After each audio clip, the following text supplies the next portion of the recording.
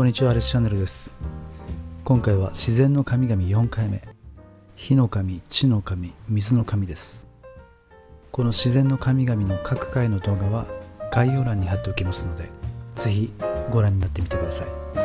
い。いよいよこの自然の神々も終わりに近づいてきました。では早速ご紹介していきましょう。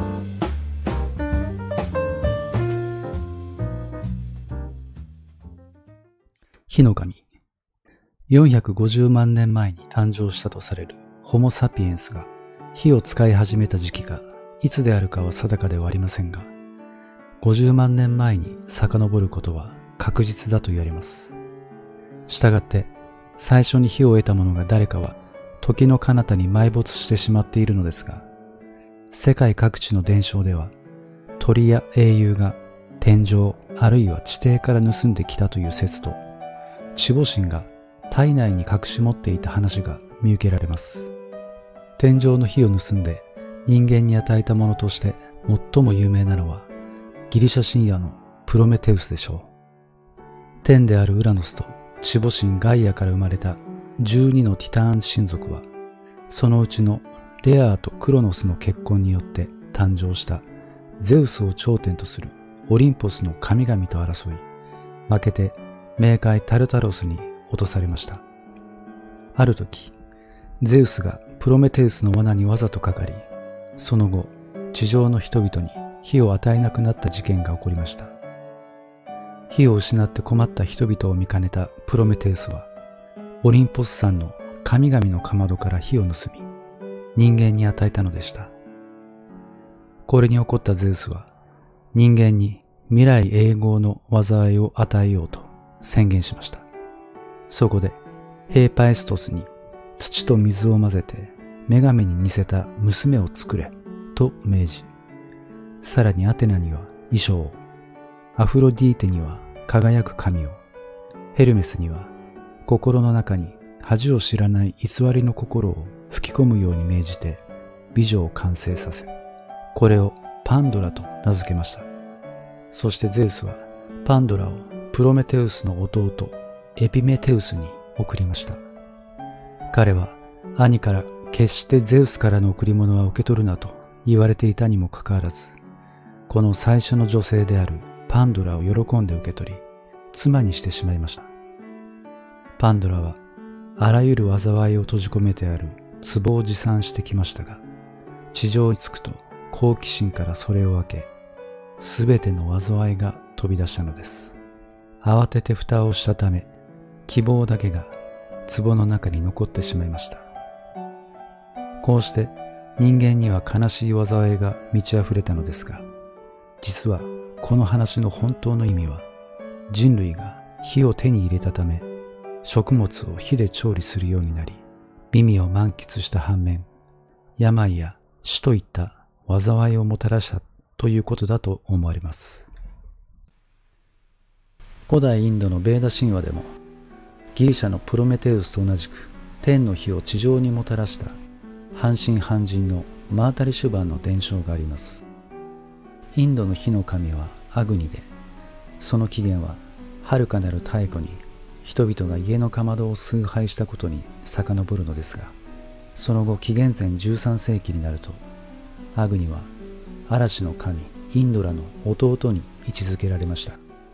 インドラが人間に生命の気を与えるものだとされるのに対し、アグニは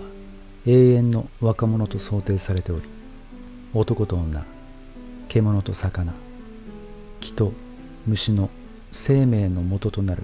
ひらめきを与えるものだとされました。それゆえ、すべてを焼き尽くす破壊のエネルギーも再生のためのプレリュードだとして称賛されていました。アグニは3度生まれ変わります。まず太陽の炎として天に生まれ、次いで空中に生まれて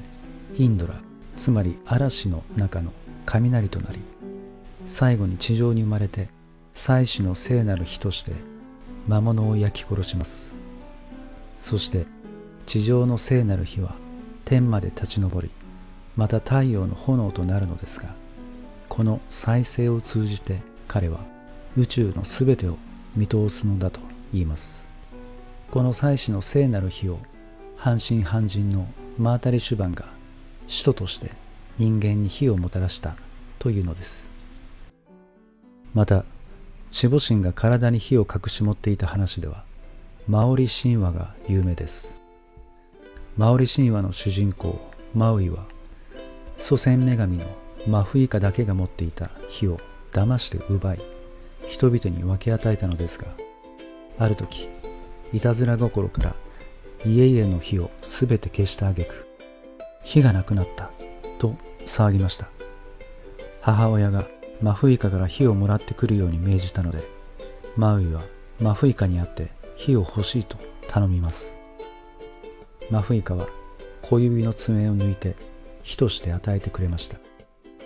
しかしいたずらなマウイはすぐさま火を消してマフイカの元に戻り、再び火をねだりました。マフイカは中指の爪を抜いて炎としてマウイに与えました。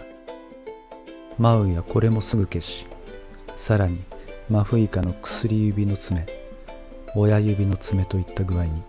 次々とねだったので、ついに女神の爪は足の指一本だけになってしまいました。女神はこれはマウイに渡さずに大地に投げつけ、辺り一面が火の海となりました。マウイは鷹に変身して炎から逃げたものの、羽が焼けたので神々に雨を降らせてくれるように頼みました。たちまち雨は女神マフイカをも水没させるほど降って、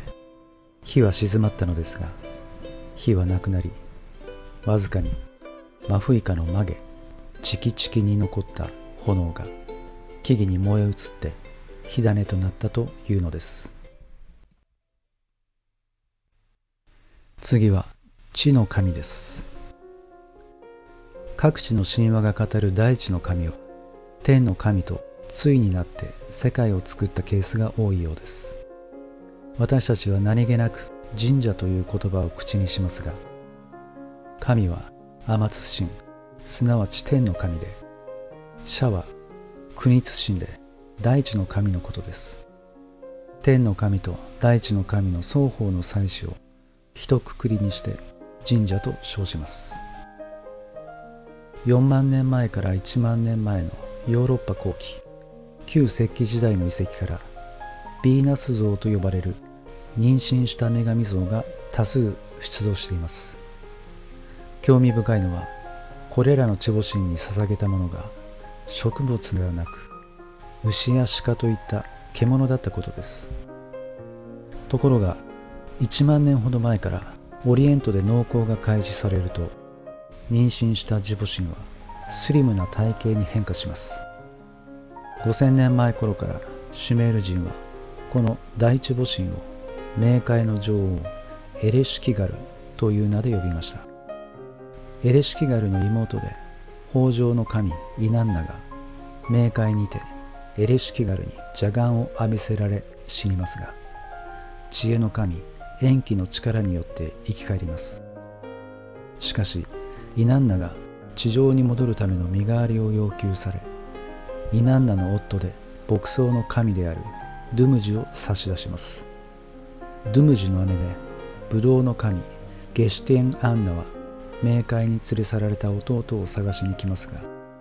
イナンナはドゥムジが地上にいる半年は姉のゲシュティエン・アンナが、逆に姉が地上にいる間は弟が冥界にとどまるように運命づけるのです。すなわち牧草が生えてくる春とブドウが実る秋の収穫の交代を表しているのです。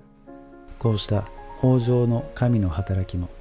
すべては大地母神であるエレシキガルの恩恵の上に成り立っていることに他なりません。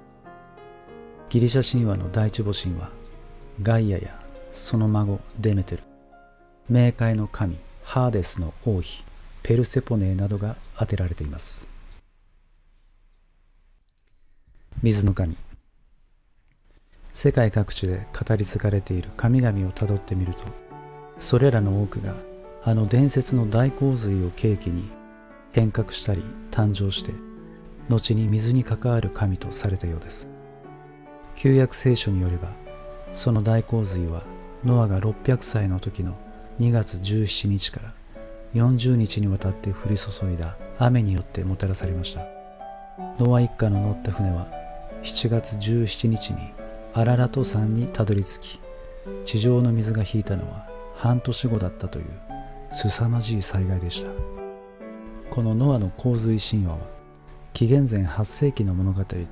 紀元前6世紀の物語を組み合わせたものだということが解明されています。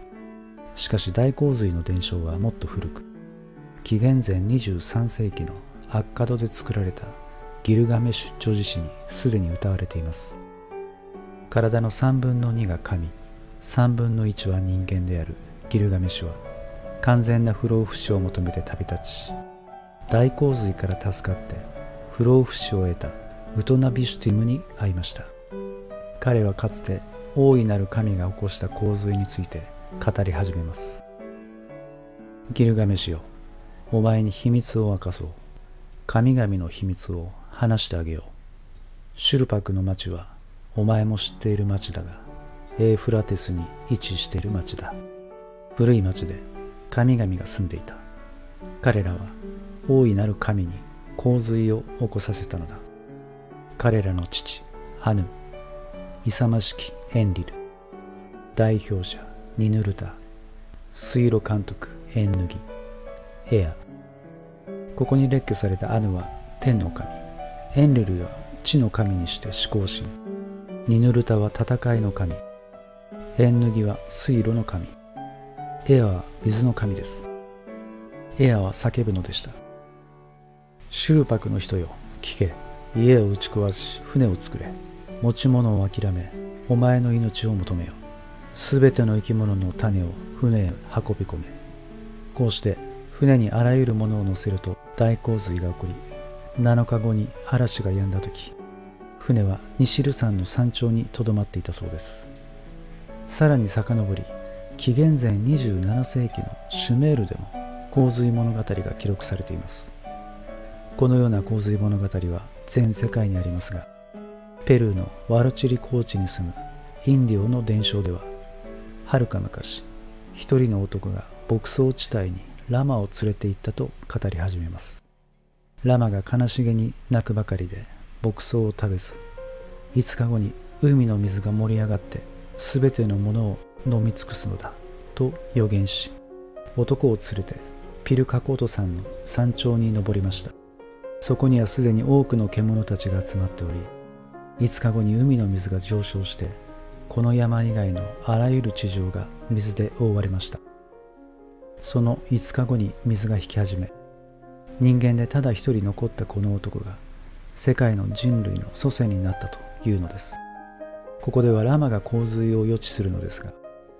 この地域では農耕を司る神の使者は頭が2つあるラマだとしています。インドの場合、予知するのは魚です。創造の神ナーラーヤナは本来はマヌという人間の賢者でした。1万年の修行を実践していたマヌがある日、川のほとりで瞑想をしていると、水の中の一匹の魚が別の魚に追われているので守ってほしいと頼みました。マヌはその魚を壺に移しました。次第に成長していくのでガンジス川に連れて行き、やがてそこでも間に合わぬほど大きくなったので海まで連れて行ったのです。そこで満足した魚は、自分は宇宙神ブラフマーだと正体を明かした上、大洪水による世界破滅を告げ、船を作ってあらゆるものの種を乗せようと命じ、マヌがそれに従うと大洪水が起きたというのです。マヌの乗った船は魚がヒマラヤ山頂まで運び、水が引くのを待ちました。